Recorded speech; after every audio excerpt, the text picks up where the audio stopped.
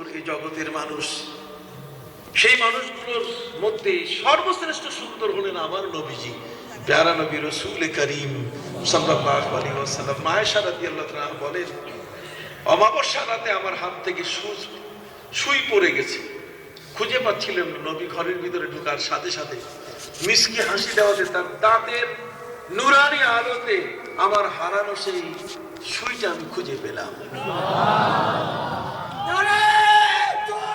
আমার ভাইরা, আমার ভাইরা, আমার ভাইরা, আমি আপনাদের খেদমতে আরজ করতে চাই, জগতের মধ্যে আল্লাহর নবী এমন একটা পদ আমাদের কাছে তিনি উপস্থিত করেছেন।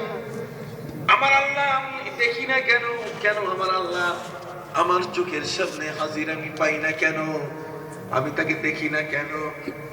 ভাইরা আমার, আল্লাহ এত সুন্দর, আল্লাহকে দেখলে মানুষের চোখ পলক মারবে না, থ হয়ে বসে থাকবে, পোকার মতো বসে থাকবে, জীবনের সকল কর্মকাণ্ড বন্ধ করে দেবে। কথা বুঝতে পারছেন? তবে আল্লাহ দেখা যাবে না?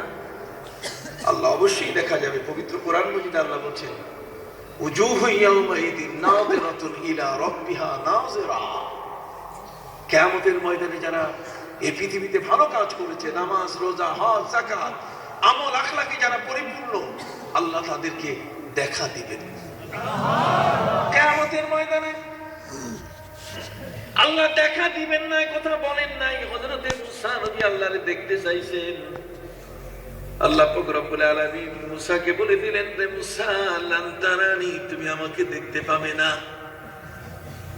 মুসা বলেন, মাবুদ, আমার সঙ্গী যারা গ্রামের মরণ মাতব্বররা শর্ত দিয়েছে, মুসা, লান নুমিনা লাকা হাত্তা নারাল্লাহ জাহরা, আমরা কখনোই ঈমান আনবো না তোমার উপরে যতক্ষণ পর্যন্ত তোমার আল্লাহকে সরাসরি আমরা না দেখবো। হযরতে মুসা আলাইহিস সালাম বললেন,